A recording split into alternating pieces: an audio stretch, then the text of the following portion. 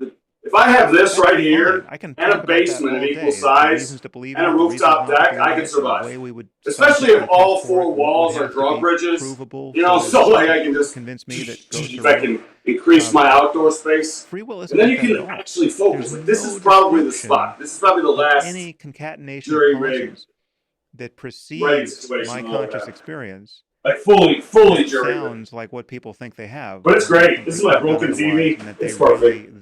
the conscious agent is Oh really in fuck! charge, It's like, right? Like if you it's don't not know perfect. what you're I going to think taped now, it to a fucking. I don't right, even know where and this you shit came can't from. help but think Pretty it. sure it was the street.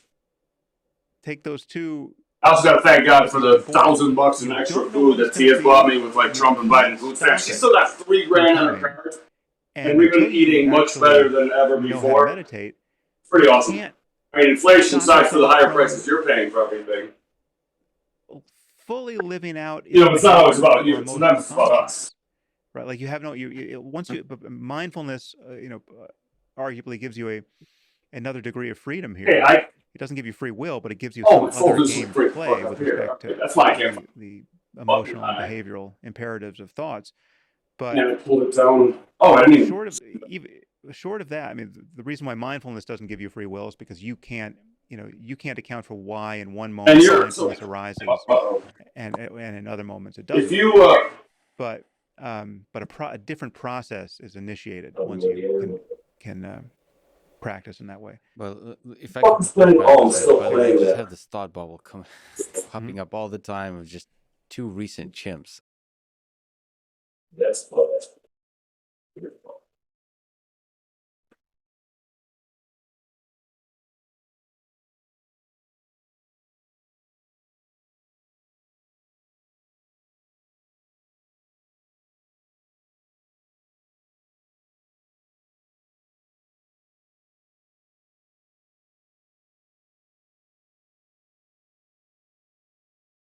I'm happy to be ready way before winter. Which one was I using? Freedom Market. I'm completely ready for winter way the fuck ahead of time. I mean, the summer's been kind of way ahead.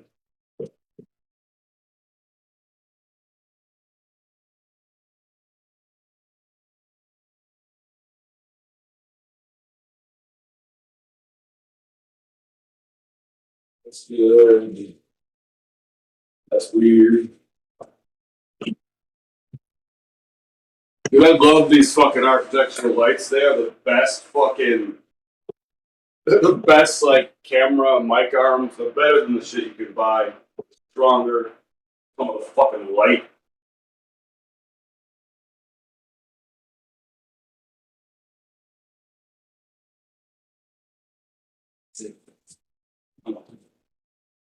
Second, dude.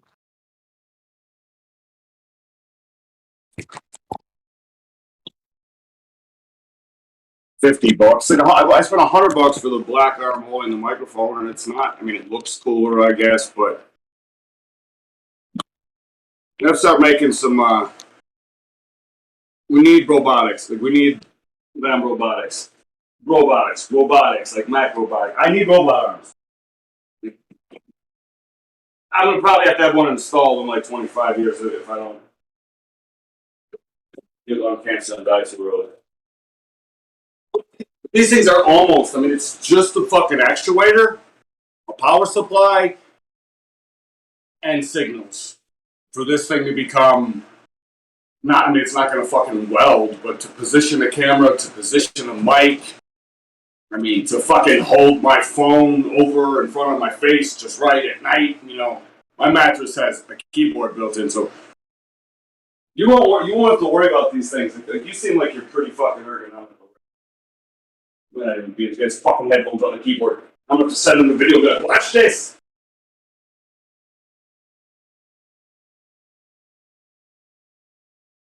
Not cheap.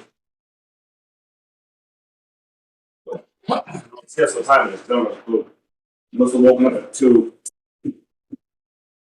So went to bed at 5. Definitely still awake at 7. Should have just been doing shit. Should have been exercising from 5 to 7 and then crashed. That would, or from 4 to 6. And if I lived in a Sherport, like, I probably would not be possible to go to a Supreme Court and play basketball from 4 to 6 in the morning by myself because other people would really enjoy. Some people wake up early, some people stay up late. You can have basketball games every day. I mean, people who go to bed at 5 in the morning and people who wake up. Well, I was going to say the same time, but that wouldn't work.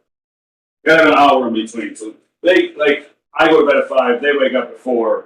We play from 4 to 5. I don't feel like data would be like absolutely imperfectly consistent. I need another fan. I don't know we can do this. We don't need to use the other computer.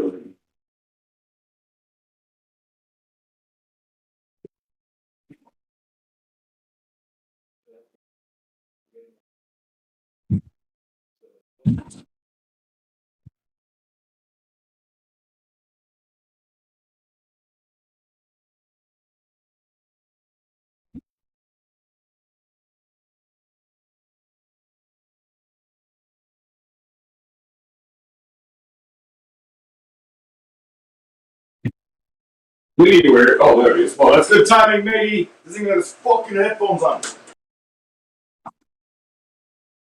Maggie, get your headphones on. Yo, we need. I need a sound canceling fan. I got 3 fans in here. That's the.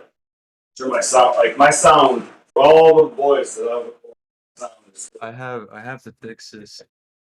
Because right Fix now, what? I have a like window unit. Loud, right? Like. So we both have window fan units. But I have to fix Yeah. it because it's like there's not a lot of sound canceling either from the outside. Like I can literally hear everything. I need to like put some weather stripping or something there. Oh, I mean, I like those fucking panels. So, what are you making much music?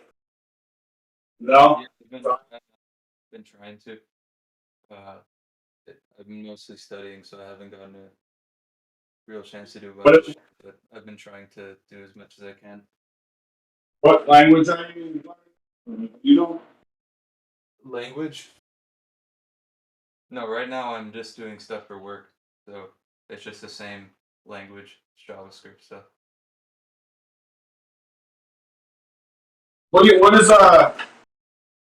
JavaScript like best for? How do you explain that to a normie? Like, what's it What good is it? for? Oh, it's like web. So, like when you go, let's say you're using a website and you click on a button, like let's say you click on someone's profile on like Twitter or something.